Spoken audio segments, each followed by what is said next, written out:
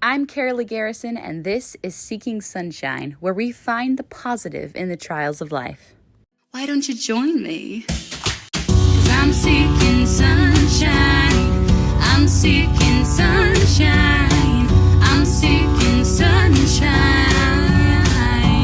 Oh, oh. I'm seeking sunshine. I'm seeking sunshine. I'm seeking sunshine. I'm seeking sunshine. If you like this song, this is the acoustic version of Seeking Sunshine that is an exclusive just for my email list, which you can go get at KaraleighGarrison.com. Just hit subscribe, and then you will get an email that will send you to a place where you can go download the song and have it all for yourself for free. So go check that out.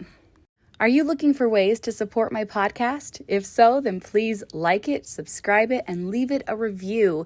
Did you know that if you leave a review, it helps my podcast get shown to more people? I would so appreciate it if you could leave some words in the review box and let people know. Share this with your friends and family and just tell them about the episodes that you really like and some of the takeaways that you've personally received and that have helped you out.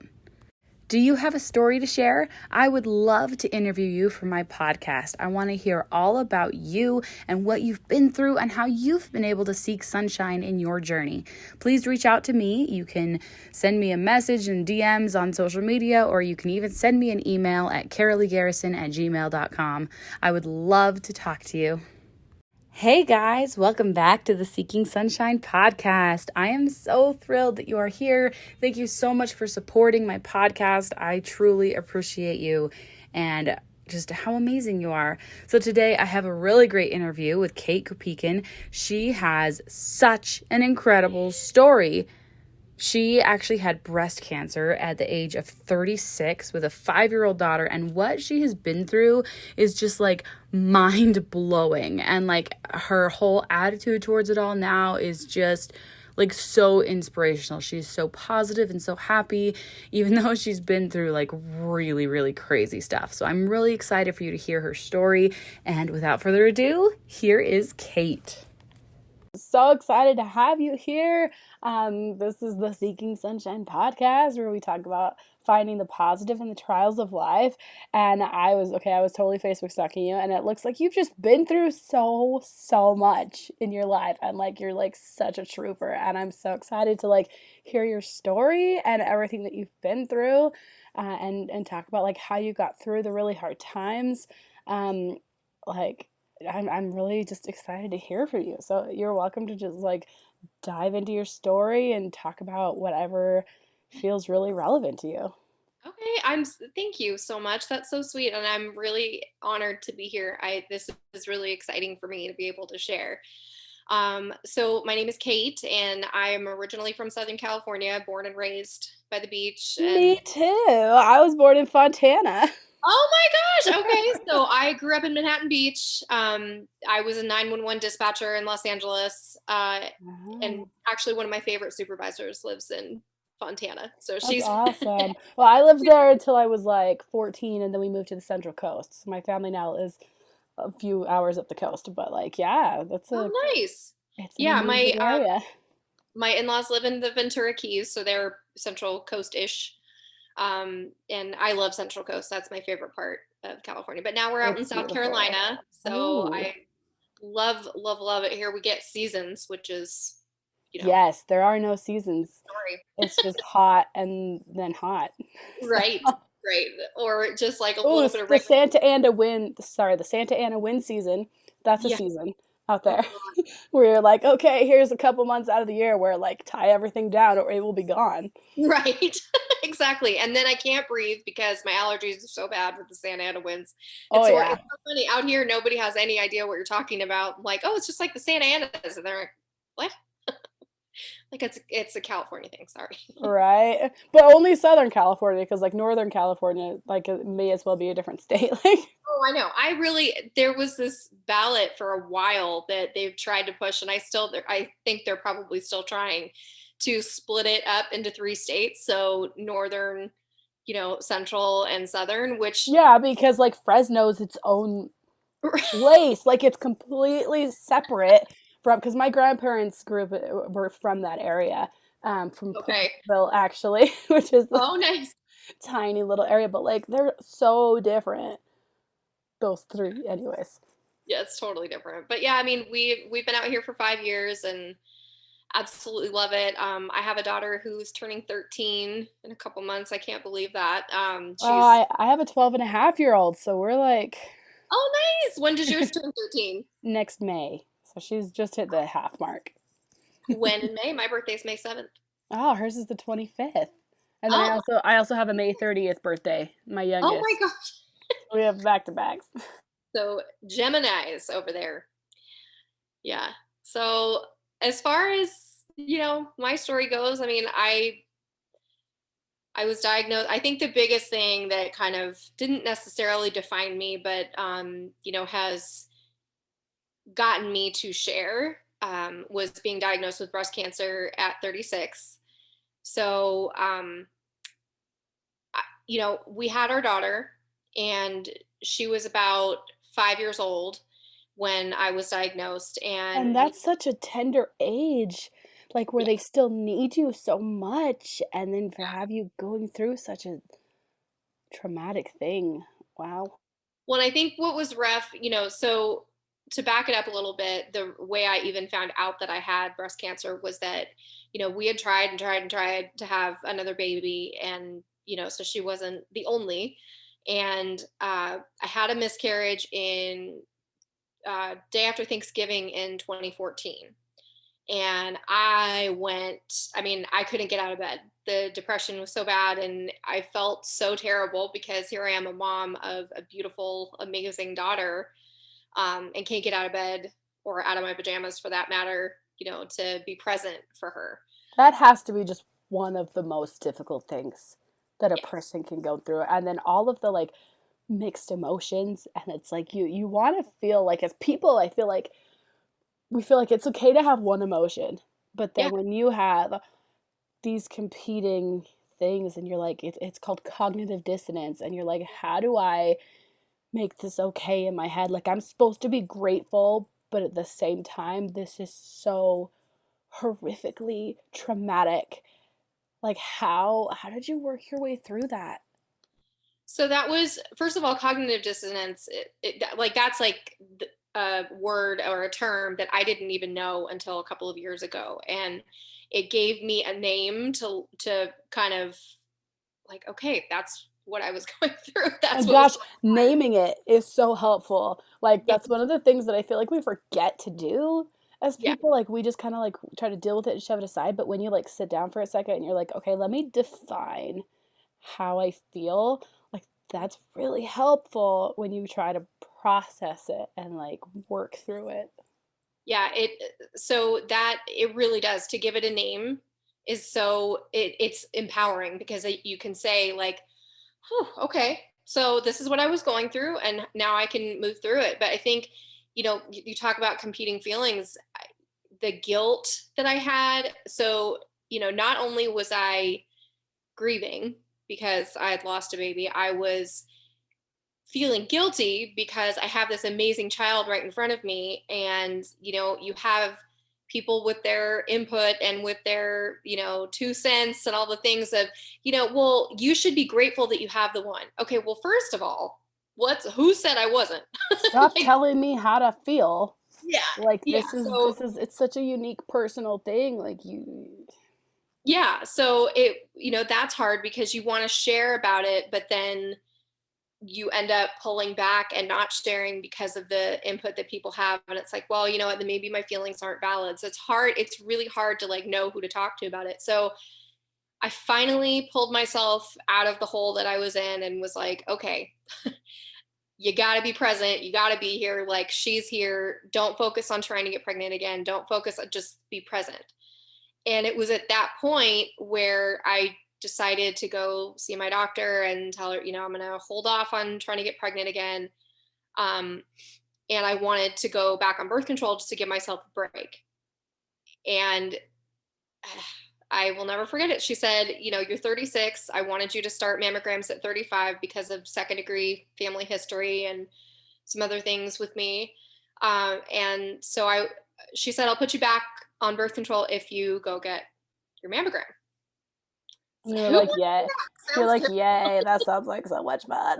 Yeah, so I went down to my car, I made the appointment right then and there, and they called me back a couple days later, said we need you to come back. We found something that we're not real sure of since this is your baseline mammogram. Turns out I was diagnosed with stage 0, which I didn't even know that existed, of DCIS, which is ductal carcinoma in situ. So it's in a milk duct. That would have been fine and just a lumpectomy had they not referred me to genetic counseling. And then I found out that I had the BRCA1 mutation, which is, Oh, yes. yeah. I So you actually do know what that is. I had that tested like a year ago because I have a huge family history of breast oh, cancer. oh wow. And I don't have the gene, thankfully, but like I had that. Like I know what that is. I know what you're talking about. Yay. Yeah, like, I I'm got feeling that. smart. Yeah, so I was diagnosed with BRCA1 and I ended up having to do a bilateral mastectomy. And it was, what I think the worst part was that it was November 5th of 2015, which was a couple months into my daughter's kindergarten year.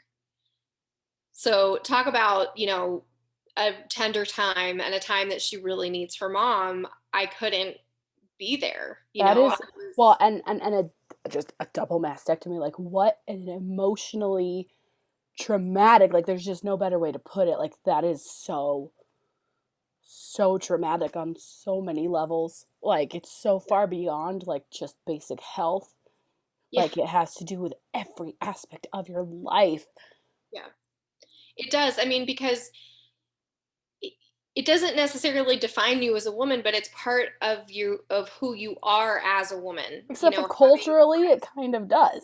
yeah. Well, and Like, I remember, thinking, I breastfed my daughter for a year. I wanted to breastfeed again when we had another baby. And it was like this decision was being taken from me. So many medical decisions and future decisions all in that moment were gone and no longer my own.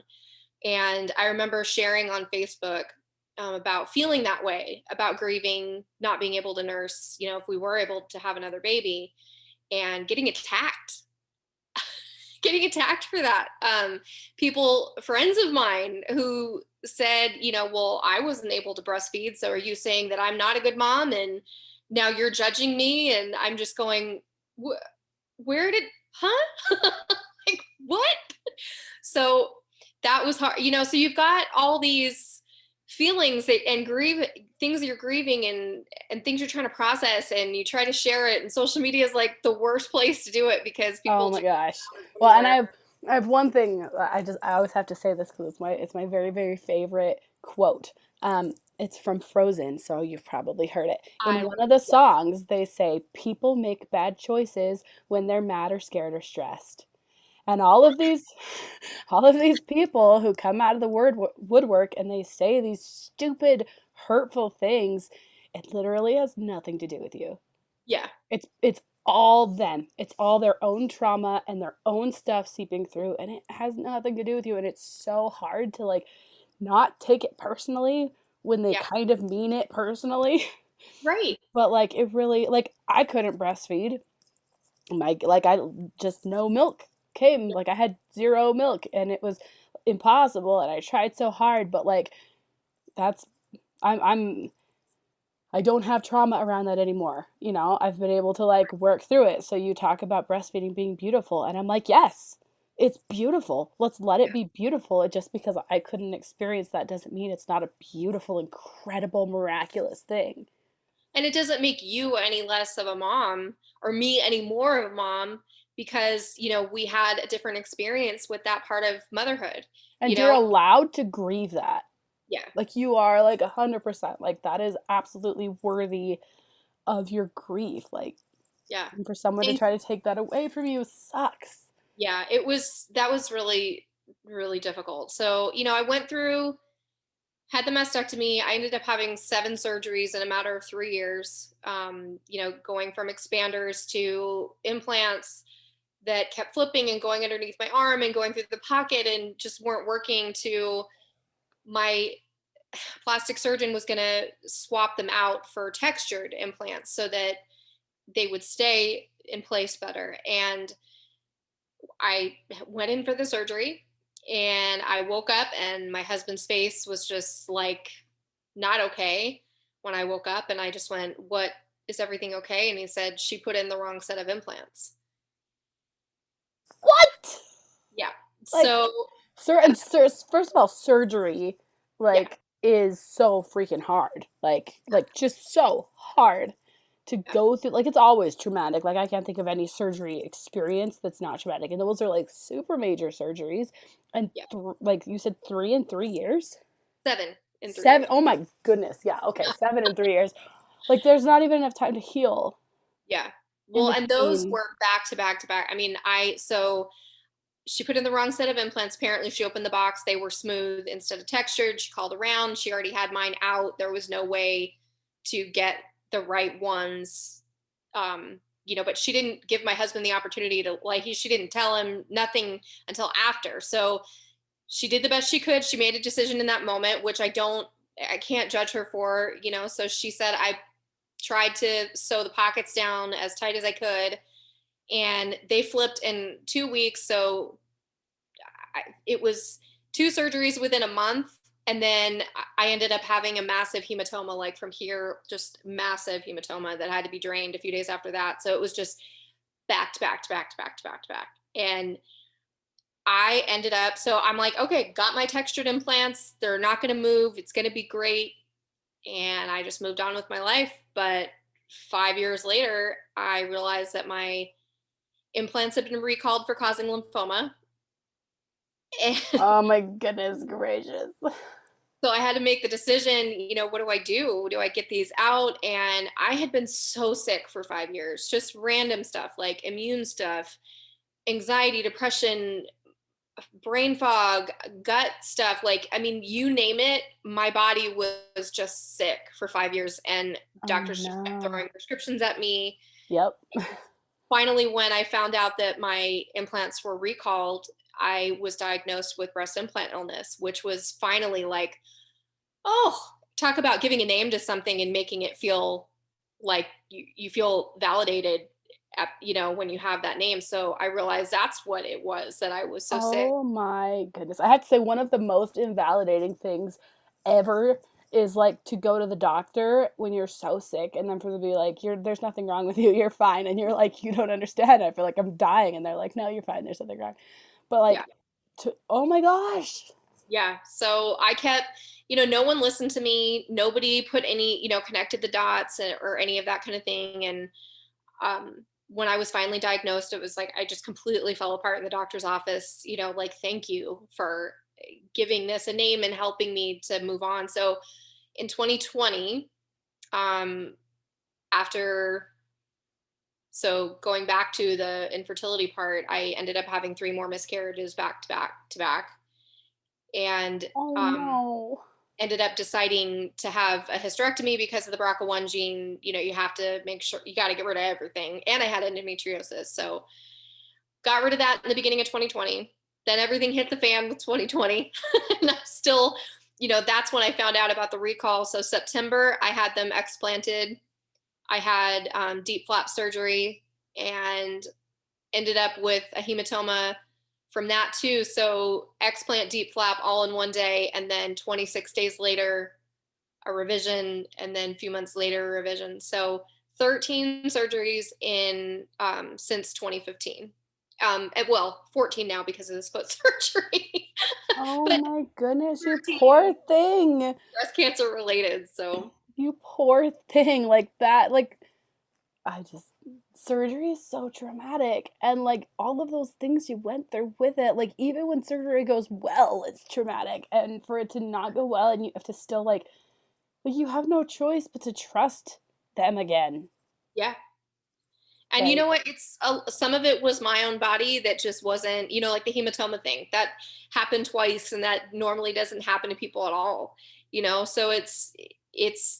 I think I just resigned to the fact that I I mean, first of all, I'm Christian, so my faith is a big, huge deal for me. Me So I too, absolutely.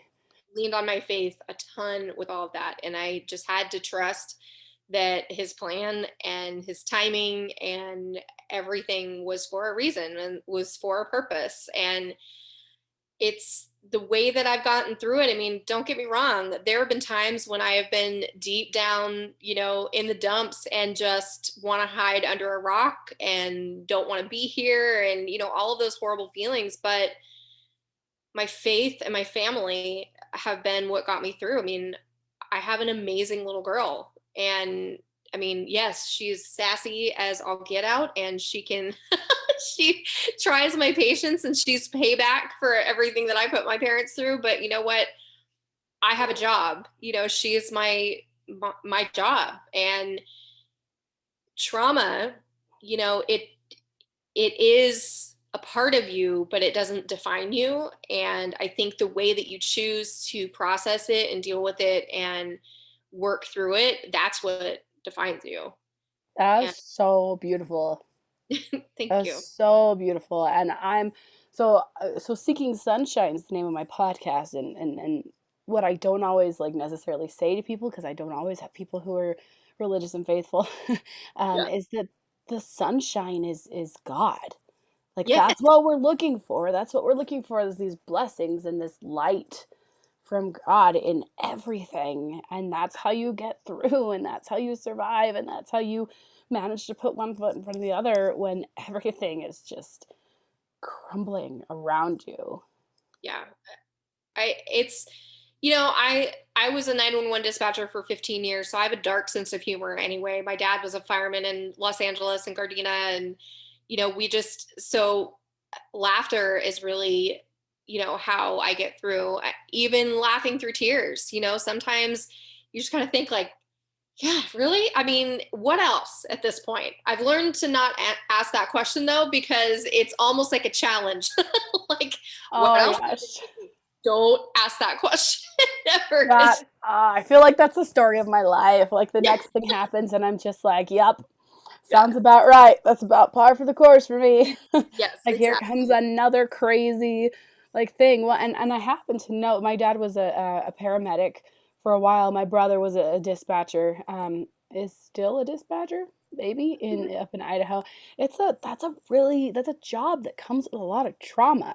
Like you Yes. are constantly hearing really horrific things, and you Yes. have to like remain calm and like organized and like get the people what they need. But Yeah. like that's a really difficult like job to handle emotionally. How has that been for you? Um, it's been hard, but because there's a lot of, like you said, I mean, a lot of trauma that goes with a job like that. Not just what you're hearing and what you're handling, but I've lost a lot of officers. I just recently lost one of our dispatchers passed away. She had breast cancer, and she didn't tell any of us. She just kind of was handling it in private in private, which, that's her choice and I respect that. But had I known, I would have made a bigger effort, to reach out more often. But anyway, the trauma that goes with it, you're really forced to compartmentalize of, you have a call, it's a horrible call. You got to just be present and just knock it out, get them there, get them help, and then move on to the next call. And a lot of times we don't have time to take a breath, to go out and cry in the break room and like get it out and come back. We do that, but sometimes there's not time for that, so I mean, therapy has helped. A lot of prayer, a lot of talking, a lot of, a lot of wine, a lot of, you name it. Well, All right, well, so I'm going to ask you like the hardest question I think I've ever asked anybody. Are you ready for yeah. this? Mhm. As somebody who's really faithful and who's had such a difficult job, how do you like solve or pacify that cognitive dissonance of like how does God let these horrific things happen, not just to all the people who are on these calls, but also to you in your own life? Yeah, that's a tough one because I don't believe God is a punisher. I don't believe that there is, that because for a long time before I really, really like was really strong in my faith. I mean, I've always been strong in my faith, but I've had times where I've questioned things, but um, I just realized that God isn't punishing me.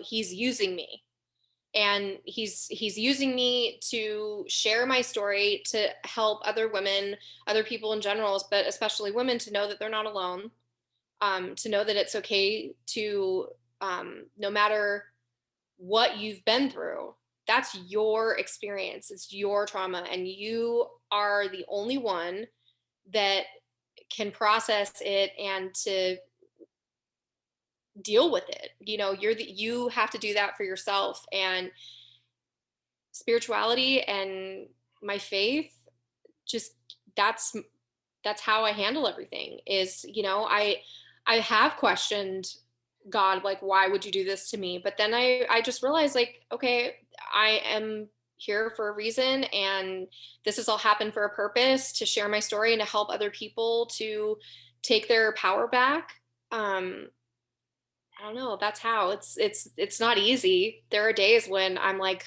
really? But it's, for the most part, I thank God for every tiny miracle, every tiny blessing, every moment. And that's all I can do. I love that answer. That's a fabulous answer. Thank you. So keep going with your story. What has been going on the last few years? Yeah. So, the last surgery that I had was in 2021 for breast cancer. And then I am looking at probably another revision, but I'm just kind of trying to decide if that's something that is really important to me, or if it's more vanity, what I'm going to do. Um, I totally shifted careers in the last year, actually this year. I've always worked in public safety. I was working for a fire department, up until March of this year, like end of February, early March. And I made a huge decision to become a Pilates instructor. Um, and I, was working for a studio doing, selling memberships and things like that. And I finally just bit the bullet and just said, hey, 'cause, being able to work out is not easy when you've had as many surgeries as I've had. You lose range of motion, especially breast cancer. You lose your range of motion, you lose the strength and all the things, and there's so much scar tissue to deal with. So I started, I used to do, hit like high intensity interval training and boot camps and things like that. And then after all the surgeries, my doctor was like, you can't do that anymore. And I'm just going, well, what can I do? Like, thanks for telling me the list of can'ts, but what can I do? So I ended up finding Reformer Pilates, and I fell in love with it. And I didn't know that Joseph Pilates, one of his elders, which is somebody that he directly worked with, Eve Gentry, she was a breast cancer survivor. And he gave her all of her mobility and strength back after having a radical mastectomy, which is when they take like everything, the fascia, the muscle, everything. Um, so my mission and my purpose now is to help other women that have had breast cancer, to help them to rebuild their strength. And I'm also doing a program for trauma and movement. So I'm learning about all the science behind, the trauma that your body holds, and how to help somebody to release it, through doing Pilates and helping them to talk through it and physically release it, which is really important. So that's where I'm at right now. Is, I'm like a student again, trying to soak it all in and learn everything I can to touch other lives. That is incredible. I love that so much. And you don't know, you don't know this about me, but actually, like my husband's been going through that kind of thing. He's been disabled for the last decade. He's got this genetic thing called familial episodic ataxia, plus like all sorts of things. I mean, all the things, like including severe back pain. And for a really long time, like he could hardly walk, and he was walking on a cane, and like he would collapse at any amount of stress. Like, it was really crazy. And over the last year or two, he's been doing, it wasn't Pilates necessarily, but he felt like led by the spirit and was doing like Tai Chi and yoga, and has healed like his whole body through this Wow. super powerful like movements. um and now he can walk without a cane, and he jogs sometimes for fun, and like he hasn't collapsed in years, and it's been this Oh my gosh. incredible like dramatic shift. So I know that like what you're doing is so powerful and can actually like completely change lives, because I've seen it happen. Like, this Yeah. is like a real actual thing that can completely just like change everything. Yeah. Like, I believe in it so much. I love that. That is such a beautiful story. I'm so glad that he, has been able to heal like that. That's incredible. And the changes that I've seen in people, that, when I've taught classes and dealing with people one on one, I mean, people just, you can reset, you can reset your body after all the trauma and surgeries and injuries and accidents and whatever, whatever's led you to me or to, another professional or exercise or movement.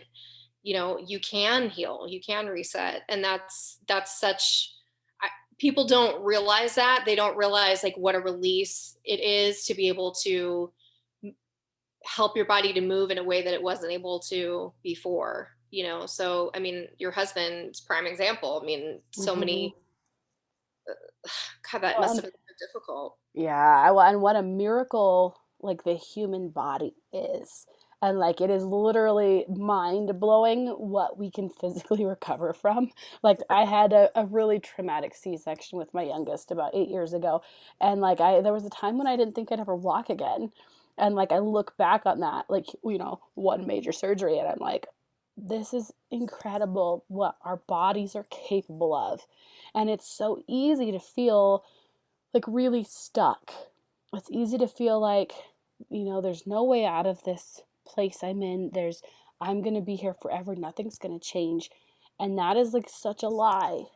Yeah. We can improve. And that's one of the most miraculous, beautiful truths of humanity, is that we constantly have this ability to progress and to move forward and to change things. And Yeah. that's what you're doing with your program, is you're helping people to understand that they're not stuck, and you Yeah. can like take them by the hand and lead them out of that place and into a miraculous like recovery. Like, it's possible, and like giving people that hope is just so beautiful. It's such a gift.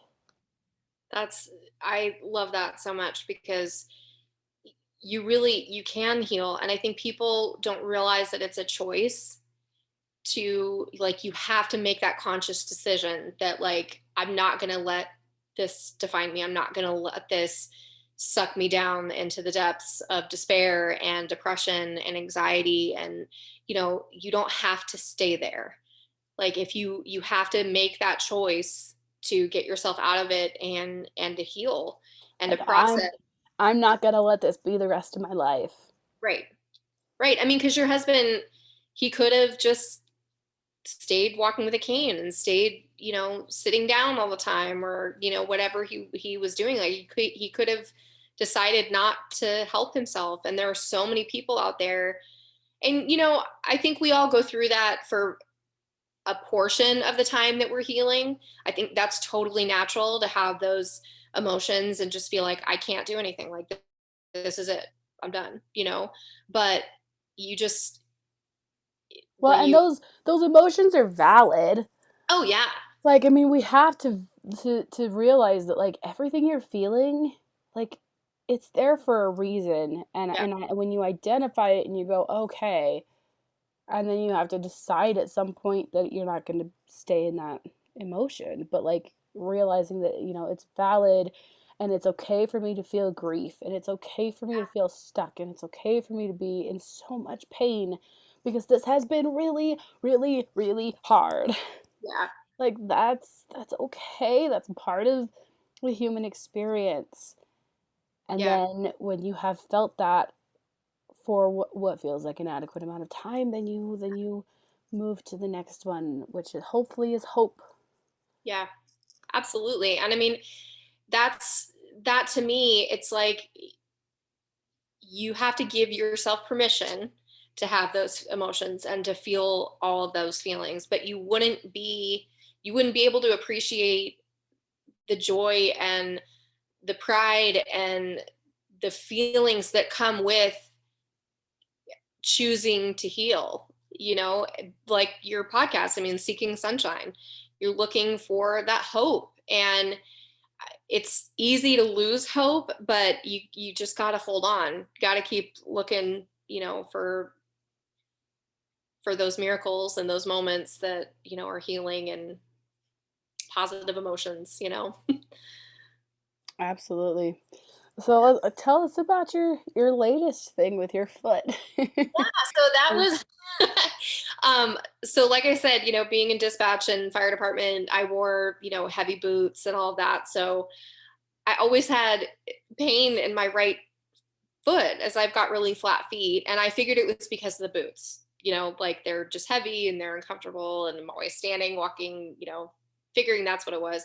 So for the last several years, I mean, I've been dealing with this pain and just putting, using arch support or whatever. And it finally, when I started teaching Pilates on a regular basis, I mean, by the end of the day, my foot was like on fire. Like I could barely put weight on it. And I'm just going, okay, I can't keep ignoring this. I have to figure Well, this. and this was just one foot, right? Yeah. So it's my So, right. okay, so I'm like, if this had been both feet, that's easier to be like, okay, Yeah. it's because of the shoes I'm wearing, but because it was just one, it's like, no, Yeah. something going on here. Yeah. So of course I WebMD'd, Googled and diagnosed myself, and I actually was correct. So you have a bone above your arch called the navicular bone, and a very important tendon wraps around that. And, it's a very important bone, this little bone. Well, I had a stress fracture in it that we thought that's all it was. And that's common for women apparently. So he did an MRI, and it was just, there was so many things wrong in my foot that he was like, okay, your only option is having surgery. Like there's no way we can fix this other than, so went in, fixed the navicular bone, removed another bone. It was like a little accessory navicular, had like a bonus bone, which who needs that? So Ouch. detach and reattach the tendon. They had to saw my heel bone in half. Oh my gosh, I'm literally like covering up. That sounds Yeah. so horrifically painful.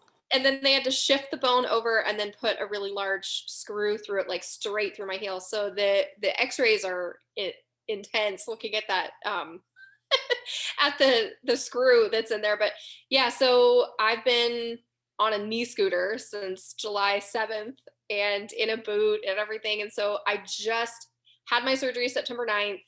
I was in a soft splint for a couple weeks, and then I got a cast, had that, and now I just got my cast off yesterday. And I mean, let me tell you, it is not pretty at all. But I'm on the healing side, so I just got to do my physical therapy and, you know, get better. I'm hoping to regain, full function, because Pilates is pretty important in my life. So I want to make sure I can do it again. Holy cow! Like Yeah. what? Like that on top of like everything else that you had been through? Like, oh Yeah. my goodness! Like you But you just know like, what though? I look at it, I was so upset because it really is. I mean, not to be able to, we take all these gifts for granted, like just walking, being going and taking a walk when it's beautiful outside, or getting in your car and driving somewhere. or I have a great, stairs. for Like I stairs. bet stairs have been so hard for you. Well, our master bedroom is upstairs, but we've got a bedroom downstairs. So I've been sleeping down there for this whole time because I can't get up the stairs. And God, so you take all these things for granted, like walking up the stairs and, just getting up and doing things on your own. And it was really, really depressing. Like it's been really depressing. But I realized that I was stopped in my tracks for a reason. Like I needed to shift my focus, and I shift my focus out of, the sales side of the studio that I was working with, realized like that's not for me. I need to focus on teaching only, and, helping the people that need my help. I've been working on kind of taking Pilates into another space of like a more all encompassing business of doing some coaching for women who have been through a lot of trauma like I have. So I'm kind of working on creating a business, and I feel like that was, the next step, and I needed to be stopped in my tracks, literally, literally and figuratively getting stopped in my tracks with my foot and kind of step back and refocus. So that's what I I'm. love that. That is such a fabulous way to like look at this tough situation and be like, okay, here's the sunshine. Maybe like in the long run, this can steer me in the way that I'm really meant to go. Like maybe this could turn out for my good, even though right now this sucks so much. Absolutely. Yeah, I look at it, so the title or the name that kept coming to my head was Mess on a Mission. So that's what I am. I'm a just big old mess on a mission to help other women to, Woohoo. understand they're not alone, and to do kind of what you're doing of just of putting a spotlight on, people who are looking for the good, and to know that you don't have to do it by yourself, that there are people like you and I who will help you, you know? Yeah. So you have this program, this business that you're working on, Yeah. and you're also going to do a podcast with that, right? Or have you Yes. started it So yet?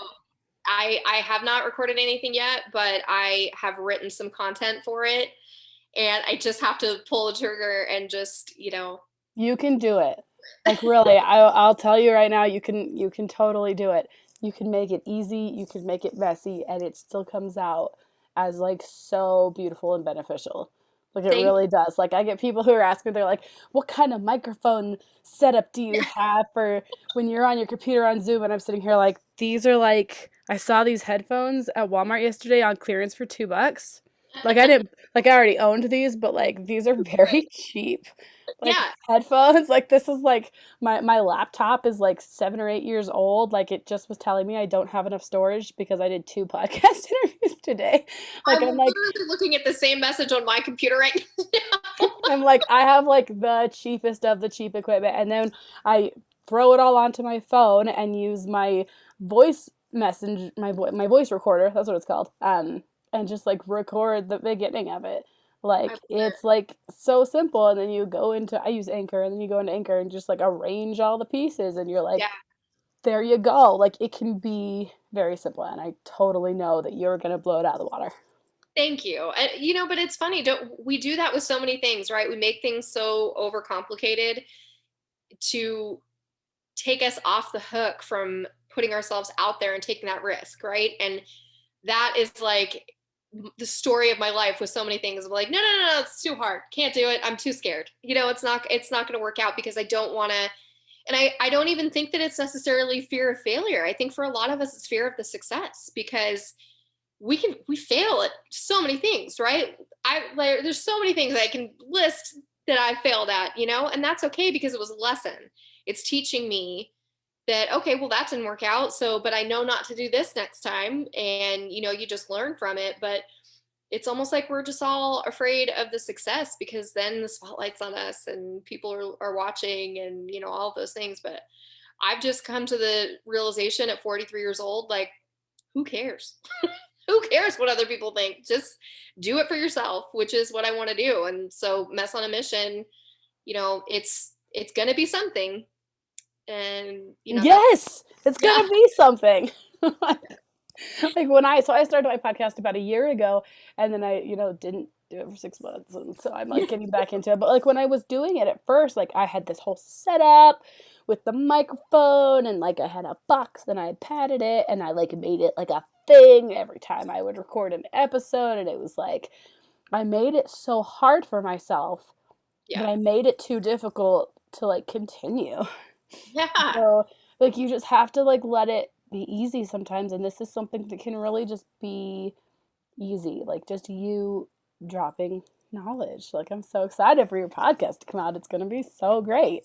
Thank you. Well, I will keep you posted. I need to just bite the bullet and just record something and just start talking, because I I need to just put myself out there, because I do have a message. I do have, I want to help other women to like turn their pain into purpose, and your mess into your message. I always love that saying. Yes, I love that. That is the best. Turn your pain into, oh my gosh, I already forgot. Turn your pain into purpose. Purpose. Yeah. Yes. And then mess into your message. Mess into your message. Oh, okay. I love that. That's incredible. It's gonna be like a thing. That's amazing. Yeah. So it's coming, and the tagline I have is let's get messy, because life is messy. So let's do it. Yes. Get messy. I love it. Thank you so much for coming on and for telling your story. You just have such a beautiful like light about you, and it's like you look at you and you can't even like tell how much darkness you've been through, because you're such like a beautiful light. Thank you so much. That means so much to me to hear that, and this has meant so much to me. You have a really amazing light about you too. I feel like I definitely we were meant to connect and talk, and I appreciate you so much for having me on. I'm glad. I'm like, so you can't tell that I had zero voice yesterday, and that I like about to go to the doctor to see if I have bronchitis. You can't tell. I'm sitting here like, no, it's connecting with people like really brings out like so much joy and energy in me, even when I'm like not totally all there. Well, I'm going to have you on mine once I get I'm so excited. Yeah. That'll be beautiful. Thank you so much. Have a really beautiful day. You too. Thank you. Bye. Bye. I am so thankful for Kate for sharing her story with us. Oh my goodness, it just blows me away. I just love her perspective on everything. And I am so sure, and I bet you are too, that she is going to do such amazing things. I am so excited to see what she does next. All right, here are my very favorite takeaways. Number 1, I leaned on my faith and had to trust that his plan and his timing was for a reason, was for a purpose. I love that. Number 2, trauma is part of you, but it doesn't define you. And I think the way that you choose to process it and deal with it and work through it, that's what defines you. Number 3, the sunshine is God. That's what we're looking for. We're looking for blessings and light from God in everything. And that's how you get through. And that's how you survive. And that's how you put one foot in front of the other when everything is just crumbling around you. Number 4, God isn't punishing me, He's using me. He's using me to share my story to help other women to know that they're not alone. Number 5, I thank God for every tiny miracle, every tiny blessing, every moment. Number 6, I was stopped in my tracks for a reason. I needed to shift my focus. Number 7, here's the sunshine. Maybe in the long run, this can steer me in the way that I'm really meant to go. Number 8, we make things so overcomplicated to take us off the hook from putting ourselves out there and taking that risk. It's not even a fear of failure. For a lot of us, it's fear of success. Number 9, who cares? Who cares what other people think? Just do it for yourself. And number 10, my very favorite, turn your pain into purpose and your mess into message. I am just in love with that quote. It is going to go up on my wall. It is so incredible. Thank you for being here today and listening to this podcast. Don't forget to subscribe and like and share this with somebody who could use something uplifting today. And definitely listen up, because I'm going to have lots of great episodes coming up. You're just going to love them. I'm so excited. We have some really great guests coming up. And I'm going to leave you with a song.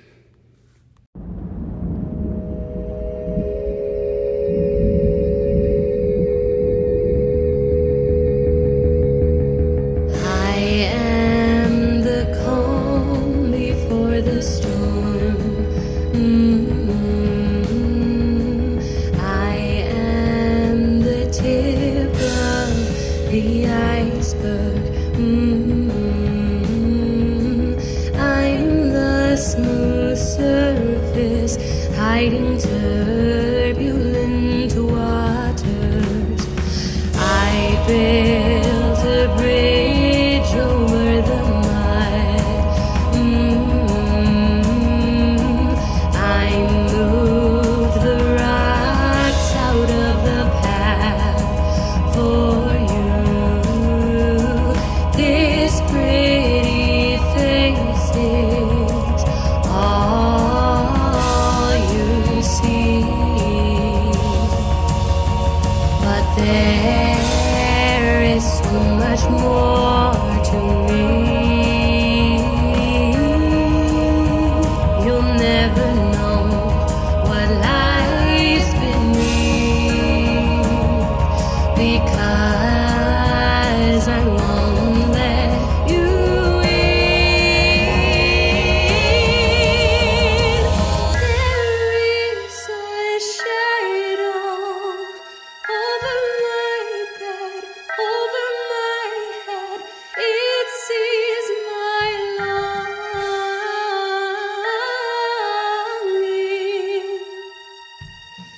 There is a danger within my heart, tearing me apart. What if I never?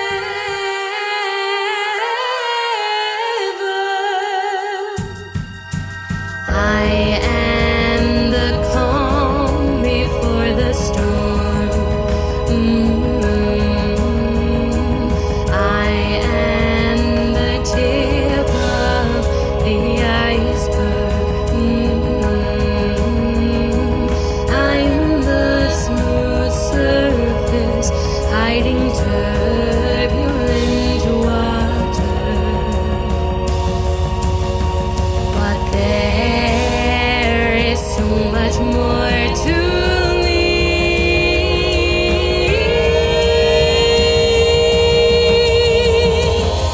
I will no longer quiet my heart, silence my voice. It's not my destiny.